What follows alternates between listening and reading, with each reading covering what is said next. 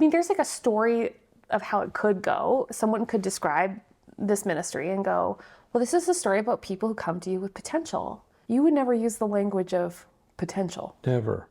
Yeah. I mean, in fact, I had a board member, a great guy who has since left us, but he always said, you know, you see a gang member and all you see is potential.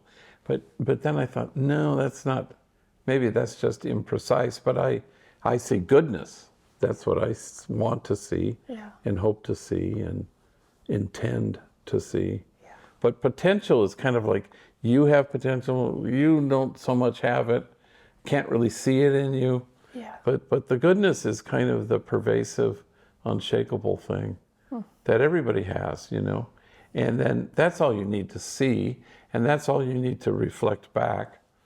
And that's all anybody needs to put one foot in front of the next is to say, oh, I'm unshakably good. And then resilience is born of that, and a kind of a muscular hope is born of that. And I wrote a book called Good Enough because I was thinking about our culture of exhausting perfectionism.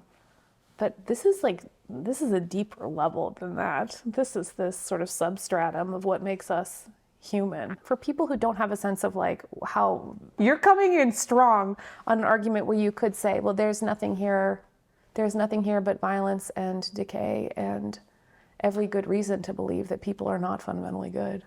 Yeah. I said this at a LA Times Festival of Books. I don't know if you've ever been to that. You know, the two principles that we embrace at Homeboy is everybody's unshakably good and we belong to each other. And then I said, you know, do I think every vexing, complex social dilemma would disappear if we embrace those two? And I said, yes, I do. Well, the whole audience, a huge auditorium, burst into laughter, which kind of startled me. And then I said, yes, I do.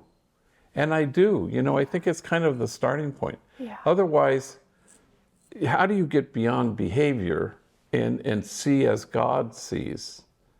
You know? Yeah. And I don't have any doubt at all that God sees the unmistakable goodness and the how we belong to each other. So it's not waiting, you know, to measure up to somehow can we grow in goodness. Growing in love makes sense to me. But growing in goodness is, I don't think God knows what we're talking about. Because you'll use like healing language in a way I really enjoyed. Well, you'll say, help me out. It'll be like, someone will come to you and say, well, you know, I want to change. And you say like, it's not that I think that you're capable of change, but I think that you're, that you could heal here. Yeah. Something like that. Yeah, well, a part of it is like, we've been punishing wound, ergo mass incarceration. But what if we sought to heal it? So that's the kind of the distinction, rather than, then you can start to imagine the day when prisons are empty and police are obsolete, and you go, oh, we've shifted. We've decided to recognize brokenness for what it is, that it's not bad people doing bad things, it's people who are wounded and need, you know, healing. What story comes to mind lately of somebody who you got to watch heal in some way? I ran into this guy, Louis, you know, who I hadn't seen in a long time. You know, he yelled my name and he ran across the street, big, huge guy. And I hadn't seen him probably in, well, I think he said 8 years he's been working at this air conditioning factory in Montebello, which is east of downtown. Yeah. And I had no idea what had happened to him.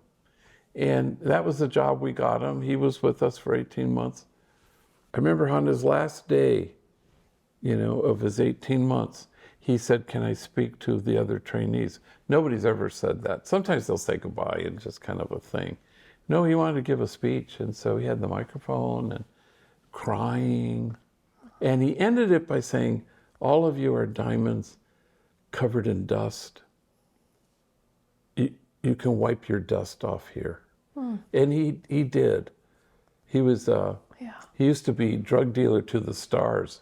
And he used to tell me the stars. I would go, I don't need to hear this. You know, this is too much information. But he was a big bag gang member. Wow.